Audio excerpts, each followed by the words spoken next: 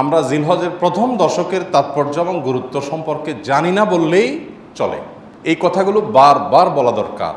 আমি আপনাদেরকে উদাত্ত আহ্বান জানাতে চাই, আপনারা এই কথাগুলোর ফেরিওয়ালা হয়ে যাবেন, এই কথাগুলো অন্যের কাছে পৌঁছে দিবেন। জিলহজের এই 10টা দিনের ইবাদত করলে আল্লাহ তাআলার কাছে এটা যত প্রিয় হয়, অন্য কোনো সময় ইবাদতে আল্লাহ তাআলার কাছে এত প্রিয় না। আল্লাহর কাছে এই দশকের ইবাদত অন্য দশকের বা অন্য যে কোনো সময়ের ইবাদতের চাইতে বেশি গুরুত্বপূর্ণ। আল্লাহ বেশি খুশি হন এই সময় ইবাদত করলে বান্দা। সাহাবীরা জিজ্ঞাসা করলেন, ওয়ালাল জিহাদু ফি সাবিলিল্লাহ, হে আল্লাহর রাসূল, অন্য সময় কেউ আল্লাহর রাহে জিহাদ করলো মানে জীবন দান করার জন্য প্রস্তুতি নিল, সে ওইটা আল্লাহকে সমর্পণ করে দিল গোটা জীবনটাই, তার মর্যাদাও কি এই সময় ইবাদতের চাইতে বেশি না? তখন নবী সাল্লাল্লাহু আলাইহি ওয়াসাল্লাম বললেন, না, ওয়ালাল জিহাদু ফি সাবিলিল্লাহ, অন্য সময় জিহাদ করলেও এই সময় ইবাদতের সমান হয় না। তবে যদি অন্য সময় কেউ জিহাদে যে তার জীবন তার সম্পদ যা নিয়ে গেছে সব বিলীন করে উৎসর্গ করে দেয় আল্লাহকে খুশি করার জন্য, তার মর্যাদা সবকিছুর ঊর্ধ্বে, সেই মুজাহিদের কথা ভিন্ন।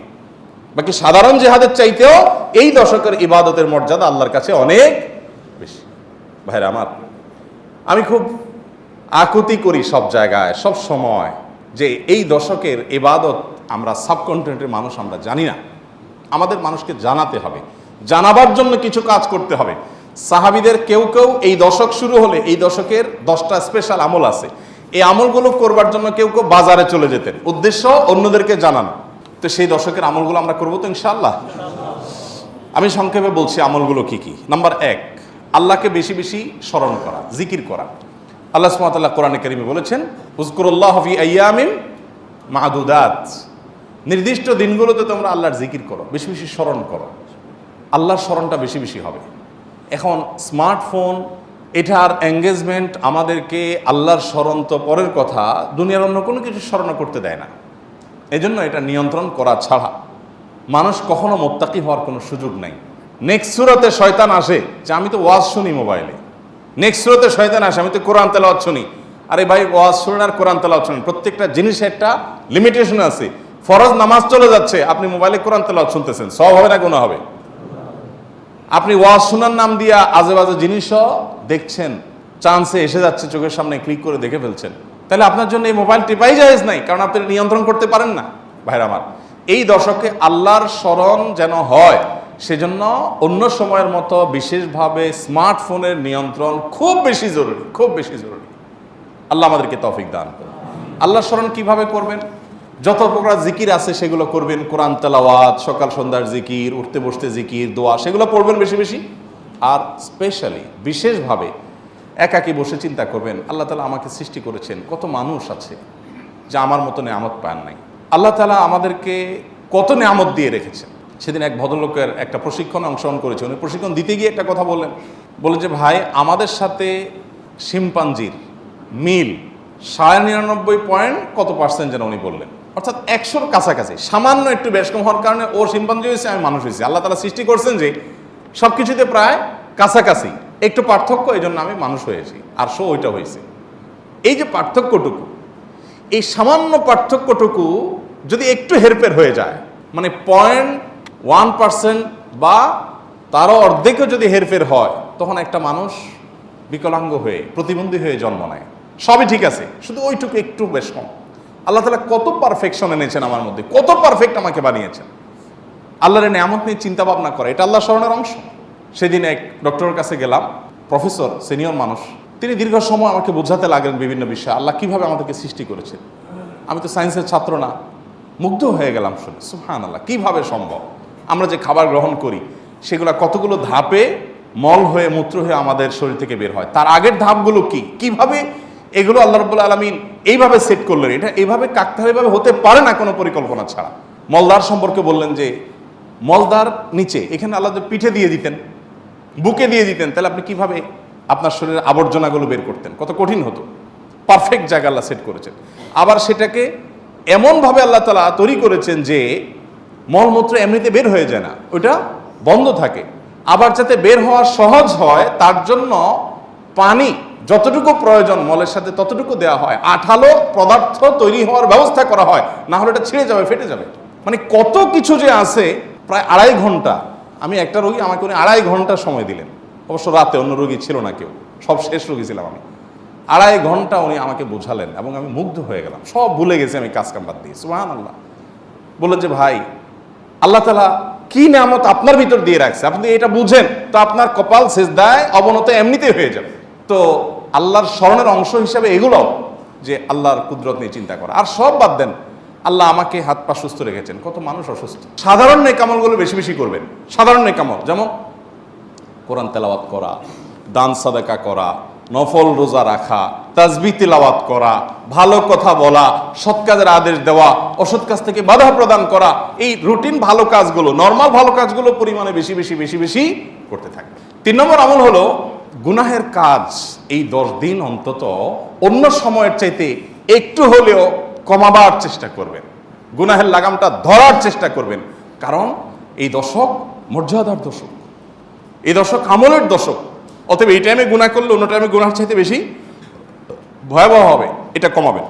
4 নম্বর আমল হলো যাদের হজের সামর্থ্য আছে তারা হজ করবেন। 5 নম্বর আমল হলো যাদের কোরবানি করার সামর্থ্য আছে তারা কোরবানি করবেন। 6 নম্বর আমল হলো যারা কোরবানি করার নিয়ত করেছেন জিলহজে চাঁদ ওঠার আগে আগে চুল, নখ, গোপ, অবাঞ্ছিত লোম ইত্যাদি কেটে ফ্রেশ হয়ে এই 10 দিন আর সেগুলো কাটবেন না। এটা করবেন হলো কোরবানির পরে। তাহলে জিলহজের চাঁদ ওঠার সম্ভাবনা সোমবার সন্ধ্যায়, সোমবার দিনের বেলার মধ্যে এগুলো সব ফ্রেশ করে আপনি অপেক্ষা করবেন কিসের জন্য? কোরবানির জন্য। এই 10 দিন পর্যন্ত আর নখ কাটবেন না, চুল, গোপ কোনো কিছু কাটবেন না।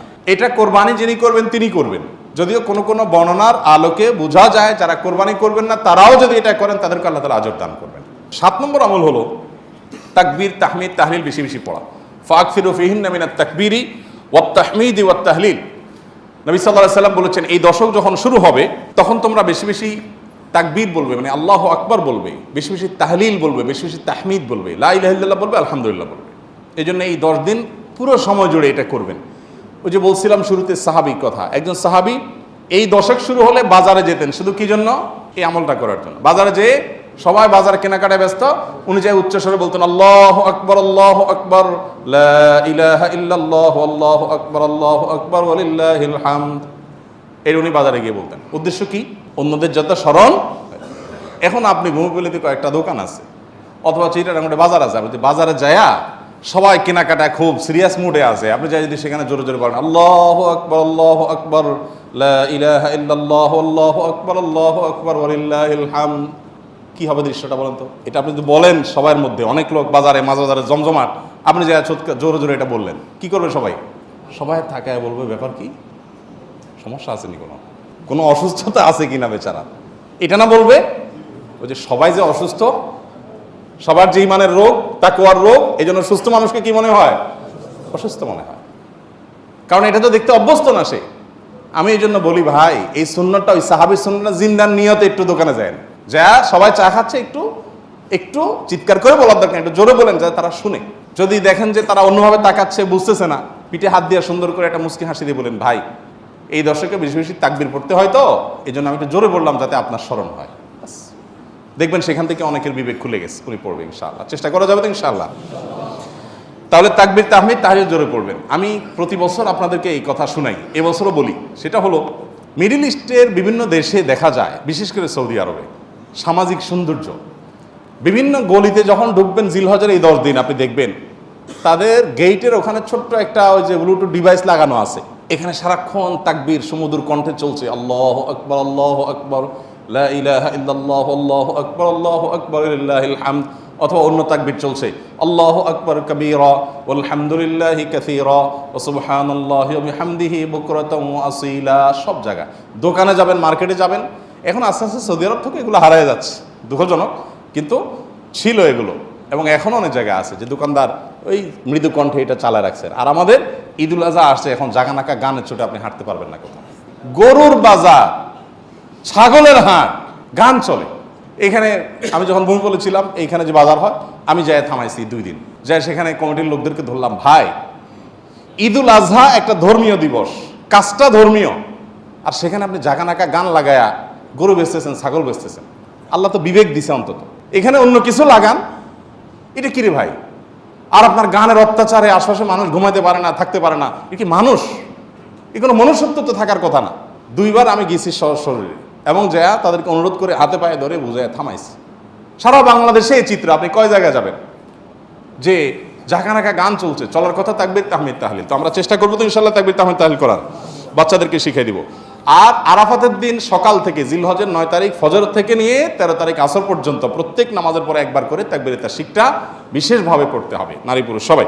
আর 9 নম্বর আমল হলো আরাফাত দিন রোজা রাখবেন। আরাফাত দিন রোজা রাখলে কি লাভ হবে? 1 বছর আগের আর 1 বছর পরের অগ্রিম, পরের বছর যদি বাঁচেন সেটারও ছোটো গুনাহগুলো আল্লাহ তাআলা মাফ করে দিবেন। আর 10 নম্বর আমল হলো ঈদুল আজহার সকল সুন্নাতগুলো আদায় করবেন। চেষ্টা করবো তো আমরা ইনশাআল্লাহ। আল্লাহ আমাদের সবাইকে আমলের তৌফিক দান করুন।